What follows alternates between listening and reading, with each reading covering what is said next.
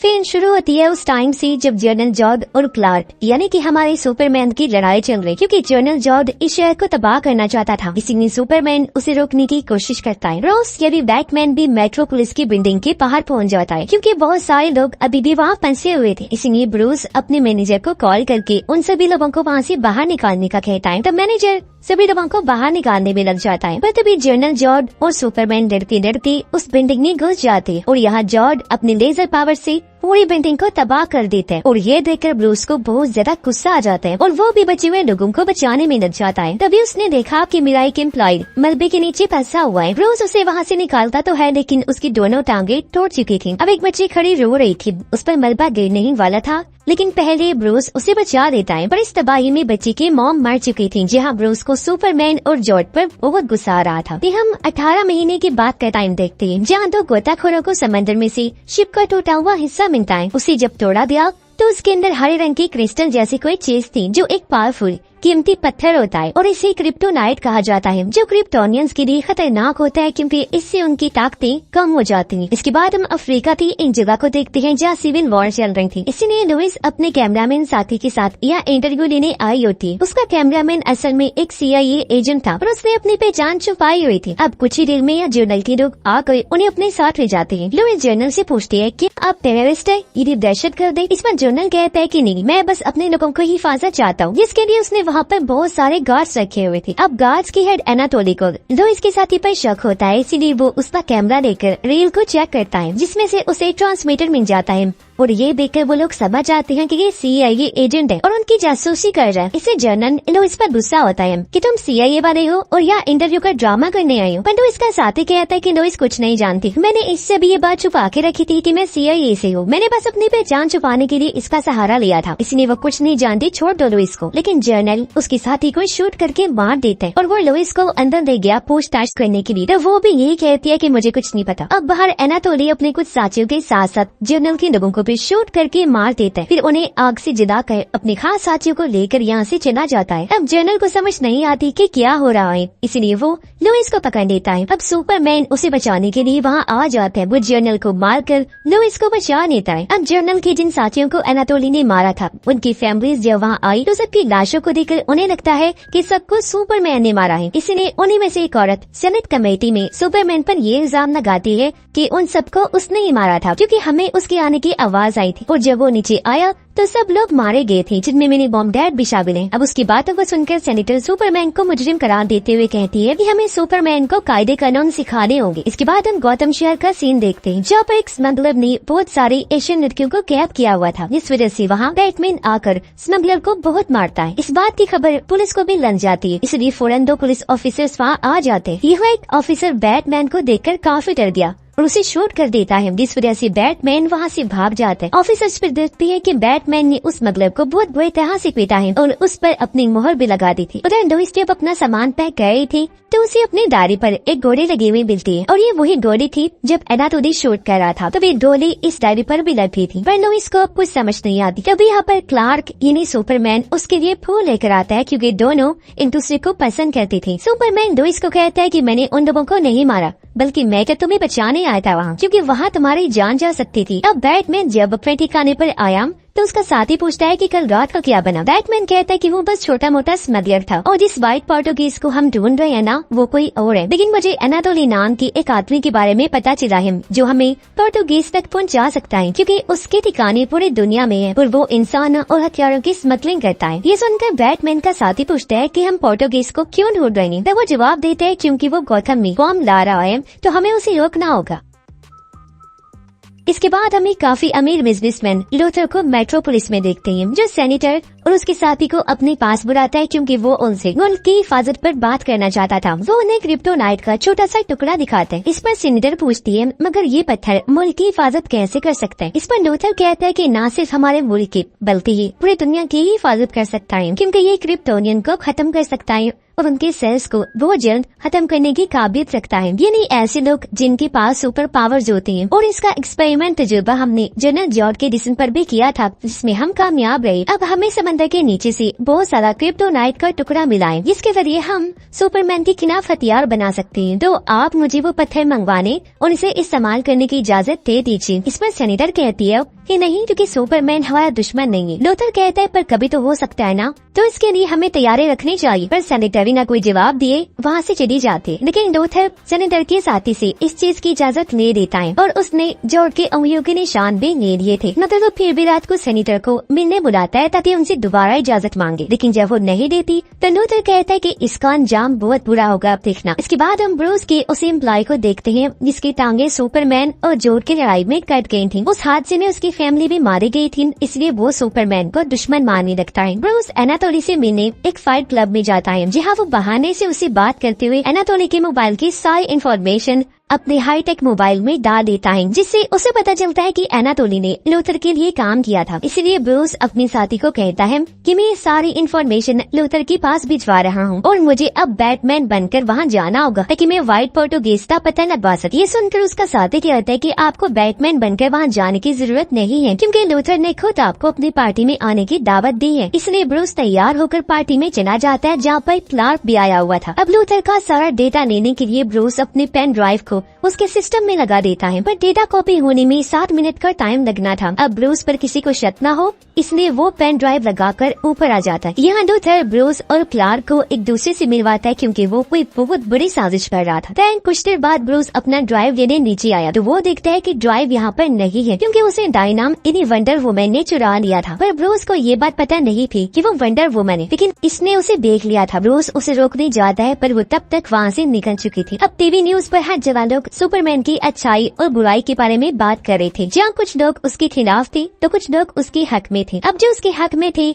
उनका मानना था कि सुपरमैन हमारे लिए जरूरी है, क्योंकि वो लोगों की मदद करके उन्हें बचाया करता था। और जो लोग उसके खिलाफ थे वो कह रहे थे कि सुपरमैन हमारे लिए खतरा हो सकता है। अब सुपरमैन देखता है कि बैटमैन की तबाही बढ़ती जा रही है, क्योंकि वो जिन भी लोगों को अपना शिकार बनाया करता था उन पर अपनी मोहर लगा देता है, जो उसकी जान देने का साइन था। क्योंकि जब उस इंसान को जेल में डाला जाता तो बैटमैन की निशानी की वजह से बाकी मुजरिम उसे मार दिया करते थे, और ये सब लूथर करवा रहा था, जिस चीज से हालांकि बैटमैन अनजान था। लूथर उन मुजरिमों को पैसे देकर बैटमैन साइन वाले मुजरिम को मरवा दिया करता था, क्योंकि वो बैटमैन और सुपरमैन को एक दूसरे के खिलाफ भड़काना चाहता था, जिसके लिए वो किसी भी हद तक जा सकता था। अब वो जेल से ब्रूस के उसी एम्प्लॉय को आजाद करवाता है जिसकी दोनों टांगे कट गयी। जब वो एम्प्लॉय घर गया तो वहाँ लूथर को पाकर कहता है कि तुम मुझसे क्या चाहते हो। लूथर जवाब देता है कि मैं तुम्हारी मदद करना चाहता, और वो उसे हाईटेक नील चेयर तोहफे में देता है और कहता है कि तुम्हें सुपरमैन के खिलाफ कोर्ट में गवाही देनी होगी। इसके लिए वो मान जाता है। अब ब्रूस अपना पेन ड्राइव डायना से लेने के लिए म्यूजियम में पहुंच गया। उससे कहता है कि वो मुझे वापस कर दो, चोरी करना बहुत बुरी बात है। डायना कहती है कि मैंने ड्राइव को चोरी नहीं किया था, बस कुछ देर के लिए उधार लिया था, क्योंकि लूथर के पास मेरी एक तस्वीर है जो मैं उससे लेना चाहती थी, पर जब उसने मुझे नहीं दी तो मैंने ड्राइव ले ली तुम्हारी, ताकि उस डेटा से मुझे वो तस्वीर मिल जाए। पर वहाँ भी मुझे वो नहीं मिली, इसलिए ड्राइव मैंने वापस तुम्हारी गाड़ी में ही रख दी थी। इतना बोलकर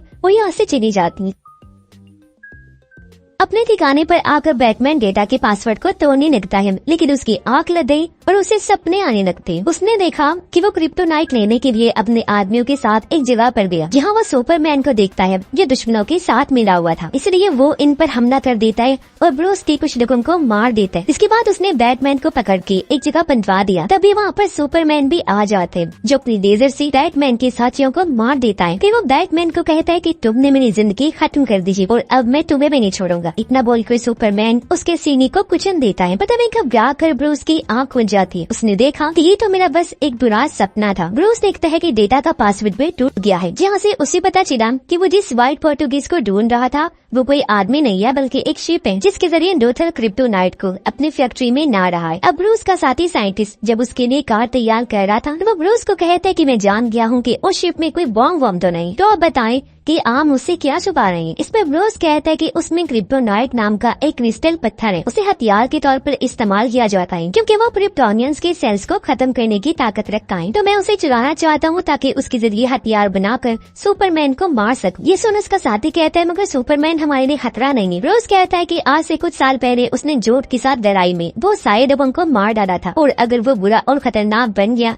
तो पूरी दुनिया को ही तबाह कर देगा। हालांकि उनके साथी ने ब्रूस को समझाया, लेकिन उसकी एक नहीं सुनता। उधर एनाटोली जब क्रिप्टोनाइट को लूथर की फैक्ट्री में पहुंचाने के लिए उसे ट्रक में लोड करवा रहा था तो तभी यहाँ पर ब्रूस आ जाता है। वो उस ट्रक पर ट्रैकर लगाकर उसका पीछा करने लगता है। उसे देखकर एनाटोली के लोग उस पर हमला कर देते हैं, लेकिन बैटमैन की गाड़ी पर उनके हमलों का जरा भी असर नहीं होता और अब वो एक एक करके एनाटोली के सभी लोगों को मार देता है। वो ट्रक तक पहुँचने ही वाला था कि तभी सामने सुपरमैन उसे रोकने के लिए आ जाता है, क्योंकि वो लूथर की चाल की वजह से बैटमैन को बुरा समझ रहा था। इसीलिए वो कहता है कि बैटमैन खत्म हो गया है और अगली बार अगर आसमान ने मुझे तुम्हारा बैट वाला साइन दिखा तो मैं तुम्हें नहीं छोड़ूंगा। इतना बोलकर सुपरमैन वहाँ से चला जाता है, पर इस वजह से ब्रूस को अब और ज्यादा गुस्सा आने लगा और वो वापस अपने ठिकाने पर आ जाता है। यहाँ से उसे पता चला कि क्रिप्टोनाइट लूथर के अड्डे पर पहुँच गया है, इसलिए रात को बैटमैन वहाँ जाकर क्रिप्टोनाइट चुरा लेते हैं। अब लुइस एनाटोली की गन से निकलने वाली गोली अपने केयरटेकर को देते हुए कहती है कि इसकी जांच करो। वो कहती है कि मुझे पता है कि कोई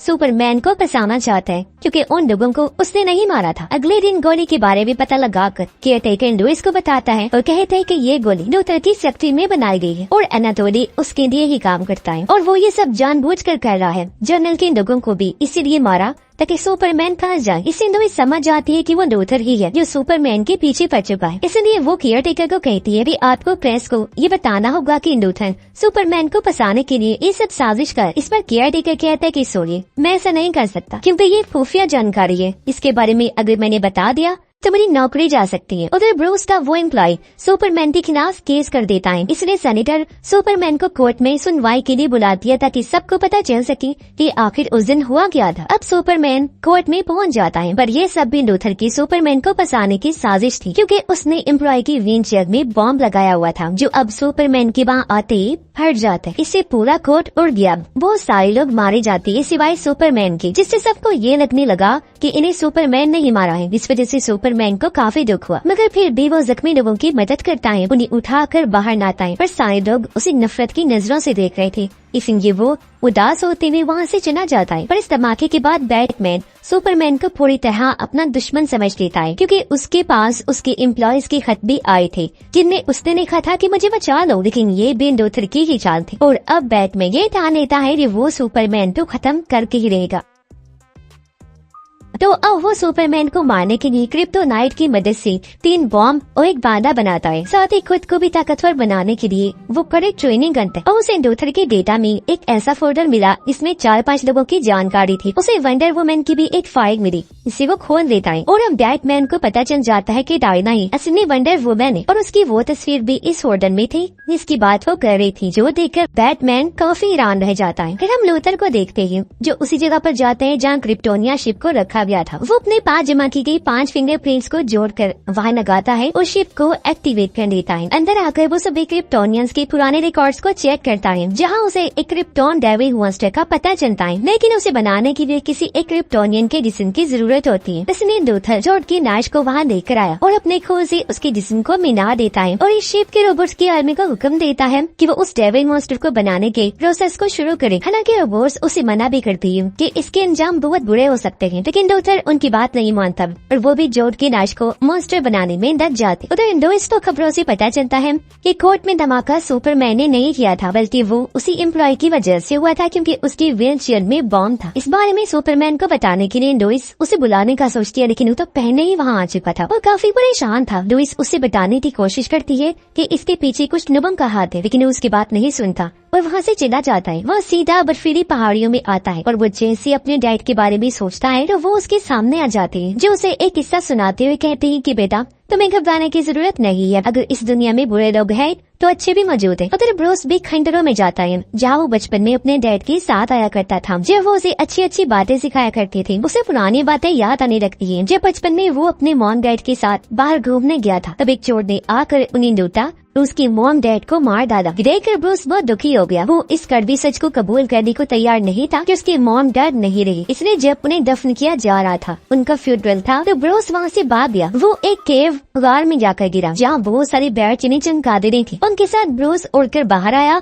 और कुछ इस तरह उसकी बैटमैन बनने की शुरुआत हुई। अब बैटमैन को उसका साथी भी समझाने की कोशिश करता है कि सुपरमैन अच्छा है, बुरा नहीं है और ना ही कोई खतरा है, तो आपको उसे डरना नहीं चाहिए, लेकिन बैटमैन उसकी एक नहीं सुनता और सुपरमैन से लड़ने के लिए पूरी तैयारी कर देता है। फिर वो अपने बैट के साइन को गौतम शहर में छोड़ देता ताकि उसे देखकर सुपरमैन यहाँ आ जाए। उधर एनाटोली लूथर के कहने पर सुपरमैन की मॉम जिनका नाम बार्था था उन्हें अगवा कर देता है, जिसके बाद उसने लुइस को भी अगवा कर लिया। वो लुइस को एक बिल्डिंग की छत पर लेकर जाता है जहाँ लूथर था। लुइस उसे कहती है कि मैं सब जानती हूँ कि तुम क्या करे और क्या क्या तुम कर चुकी। अब लूथर उसी बिल्डिंग से धक्का दे देता है ताकि सुपरमैन उसे बचाने के लिए वहाँ आ जाए, क्योंकि उसका कुछ भी अता पता नहीं होता। तब होता भी बिल्कुल ऐसा ही है। सुपरमैन लुइस को बचा लेता है पर वो उसे देखकर काफी खुश हो जाती है। इसके बाद सुपरमैन ऊपर जाता है लूथर को मारने के लिए, जहाँ लूथर उसे कहता है कि तुम खुद को बहुत बहादुर समझते हो ना, जिससे तुम्हें लगता है कि तुम गॉड हो। पर सच पूछो तो गॉड जैसी कोई चीज नहीं होती, क्योंकि बचपन में जब मेरे डैड मुझे मारा पिटा करते थे तब मुझे कोई गॉड बचाने नहीं आया था, और इसीलिए मैं समझ गया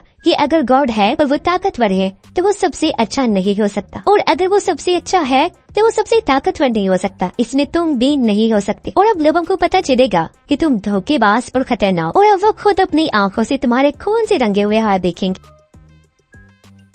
ये सुनकर क्लार्क कहता है कि तुमने ऐसा क्या किया जो तुम इतना यकीन से ये सब कह रही हो। तब लूथर बताता है कि मैंने बैटमैन को तुम्हारे खिलाफ भड़काया है, जिसने मुझे 2 साल दब दी, और अब बैटमैन गोथम ने तुम्हारा इंतजार कर रहा है, इसलिए अब तुम उसके पास जाओगे और मरते दम तक उससे लड़ते रहोगे, और बड़ा मजा आएगा ये लड़ाई देखने का। सुबह ये इंसान और गॉड के बीच काफी बड़ी लड़ाई होगी। इस पर सुपरमैन कहता है कि मैं तुम्हारी बात क्यों मानूं। इस पर लूथर उसे उसकी माँ बार्था की तस्वीरें दिखाता है जहाँ उन्हें अगवा करके रखा हुआ था, और ये देखकर सुपरमैन को उस पर गुस्सा आने लगता है। लूथर उसे कहता है कि अगर तुम अपनी माँ को बचाना चाहते हो तो तुम्हें बैटमैन का कटा हुआ सर मेरे पास लाना होगा, वरना मार काम मारी जाएगी। इतना बोलकर लूथर वहाँ से चला जाता है। उधर डायना के पास ब्रूस की मेल आती है, जिसमें वो उसे उसकी तस्वीर भेजकर कहता है कि देखो ये मुझे मिल गई और मैं जान गया हूँ कि तुम वंडर वुमन हो, और अब मुझे अपने बारे में बताओ कि तुम क्या चाहती हो और तुम्हारा मकसद क्या है। डायना को वहाँ पर एक वीडियो भी मिली जिसमें वो देखती है कि सिनास ने अपने बेटे को बचाने के लिए एक मदर बॉस को एक्टिवेट करके आई। सुपरमैन इसके पास जाकर उसे बताता है कि मेरी माँ लूथर के कब्जे में, कब उन्हें बचाने के लिए मुझे बैटमैन को मारना होगा। इतना बोलकर